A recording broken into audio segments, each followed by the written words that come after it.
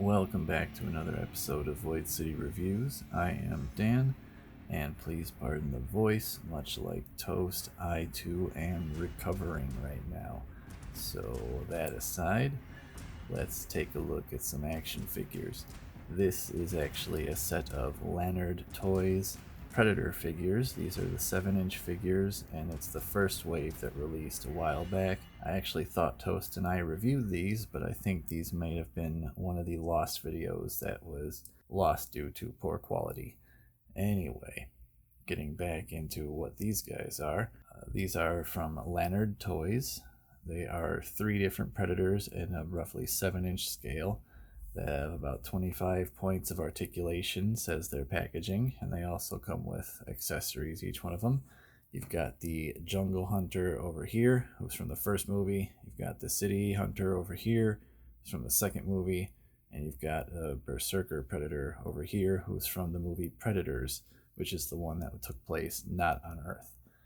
These are Walmart exclusives as far as I know, and they are $10 each, which is probably the absolute best thing about them. So for $10 you get a 7-inch figure with an accessory or two sometimes, and pretty decent paint job for being $10, and an incredible sculpt for being $10 in my opinion, and a ton of articulation. Again, more than a lot of other figures that are twice as expensive or more have. So customizers out there, these are some pretty cheap ones you can pick up if you're looking to do some custom painting.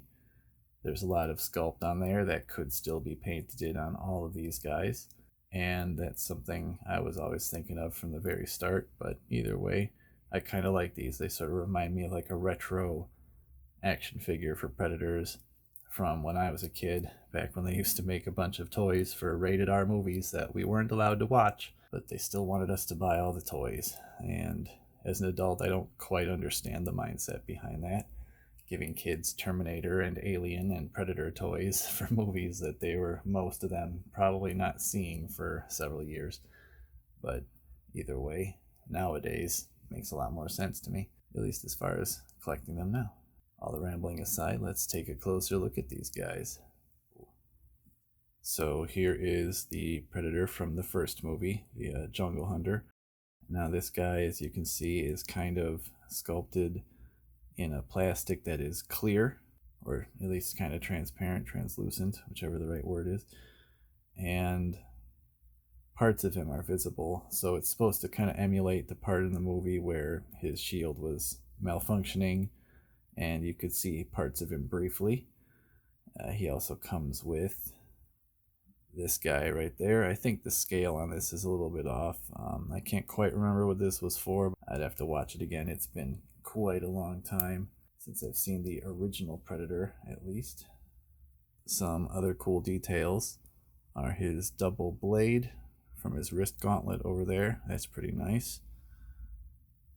He's got his other gauntlet over here, which is the one that explodes at the end of the movie. He's got his plasma cannon on his shoulder there, and this does move around, so you can aim at however you want. And there's his head with the mask on. The mask does not come off, unfortunately. I found that out for this whole wave. None of the masks are removable. Here's his dreads back there. See-through plastic with tons of sculpts though. Look at all that. The netting, the plasma cannon backpack, all the detail on the wrist gauntlet, on the shoulders. Again, there's that netting. You can see it better with the green straps for his cannon.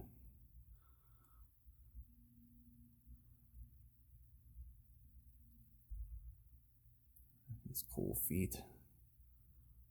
Yeah, the sculpts on these toys for being $10 are I'm quite impressed with these. I thought these were going to be kind of a joke at first, but they're a lot better than a lot of other figures out there. It's kind of funny. And they're definitely a lot more sturdy than a NECA figure, which would be like $50 or something and fall apart right out of the packaging. These are meant to be played with, which is cool. But I just put them on my shelf, which is also cool. Here is the Predator from the second movie, Predator 2. This is the City Hunter, I guess you would call him. And he comes with 2 accessories. He's got his combi stick, is what this is called. He also has his smart disc, is what I think they call this thing. And that was the guy that chopped Gary Busey in half.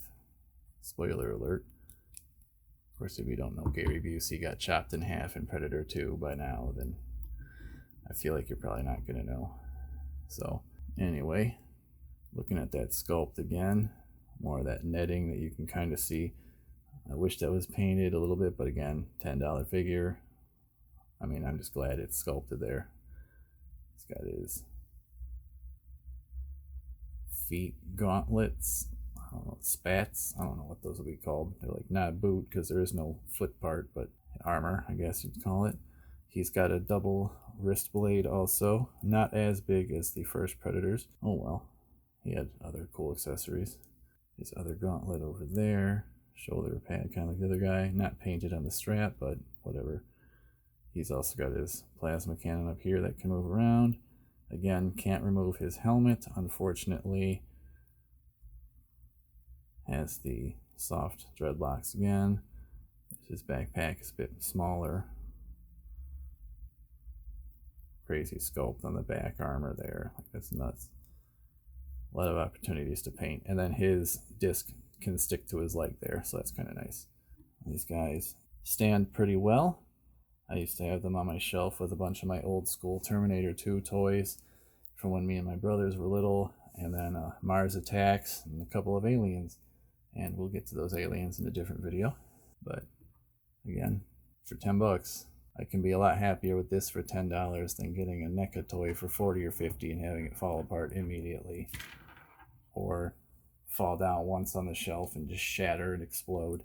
And that's if it made it out of the packaging even. Last but not least, let's take a look at the Berserker Predator from the movie Predators. This guy, again, has a plasma cannon on his shoulder, too. He's kind of one of the bigger and kind of badder, newer Predators that we saw. He's got that jawbone piece on his mask there, which is pretty cool. They made that separate color.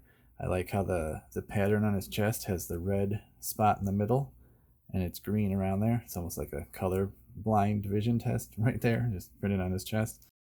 I'll be honest, today is the first time I noticed that was 2 different colors, and I've had this guy on my shelf for a long time, so maybe I need to get my eyes checked. Who knows? The strap isn't painted around the back. It's the same with a lot of these details on these figures. Some of the back stuff isn't painted. If it doesn't need to be, a lot of straps aren't painted, like on his boots and stuff like that. I will actually call these boots because he's got gold feet also, so I guess the wealthier Predators could afford shoes, and the other ones that have to go to Earth to hunt, they don't get to have shoes. But he's got kind of that goldish bronze colored armor, pretty cool. One giant wrist gauntlet there with his huge razor blade there. Other gauntlet there, and his accessory is kind of interesting. I'm not going to take this apart and do it because it's a little bit difficult. So he has this giant cannon, I guess, to put on his shoulder instead of the little guy. So the little guy, you can just pop off there. It's like on a ball peg. And then this part, you just pop that ball right on there, and then it rests on his shoulder. And then he's got a big old giant plasma cannon on his shoulder there. So that's all right. I don't know. I think that accessory is kind of goofy. I would rather just give him another big, like, combi stick or a big blade, or I don't know, something cooler. Maybe an animal. Either way, again, pretty cool looking figure. I like these guys. As you can see, they can hold a pose pretty well. Put them in all different kind of positions. They are fairly articulated. Let's take a look at that really quick, just because usually we look at McFarlane Toys over here, so we're not used to seeing something different. He's got his bendy head. He's got the 2 areas of articulation for his pulse cannon. There's one at the joint here and then one in the shoulder. The arms swivel and also go up and down. The elbows swivel and bend. The wrists mostly just spin around. these do not go in and out. They're kind of rigid, but they're also kind of floppy, so at least it's not that kind of like soft, rubbery stuff a lot of the weapons are made out of for McFarlane toys, where they just, I mean, you can put gravity like that, and a lot of those accessories will just start to bend because of gravity. This guy is going to stay where it should. Ball pegs in there, so just standard kind of joint there. Swivel at the waist.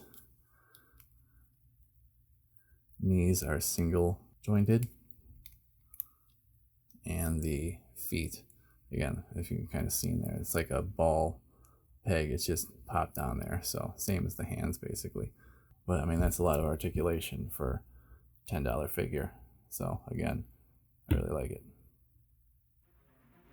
Well, there you have it. That is my review of the Lanard Toys Wave 1 of 7-inch Predator figures. I think these are pretty awesome, and that's like $30 right there for all three of those. So again, $10 each. Can't beat that price. An accessory with each one of them. They're really articulated. They're pretty sturdy for what they are. And customizers again. You want to have something cheap you can practice on, or that you can make look however you want, grab these guys up, because they're pretty much half done for you already, and you just have to fill in some of the details, and you'll have a Predator figure that'll look way more expensive than it actually was. So, well, anyways, I thank you again for watching. I am Dan. This has been Void City Reviews. Make sure you like and subscribe. We'll be getting Toast back over here as soon as we possibly can, so we can get reviewing again together once we get done with all of the illness. I will see you guys next time.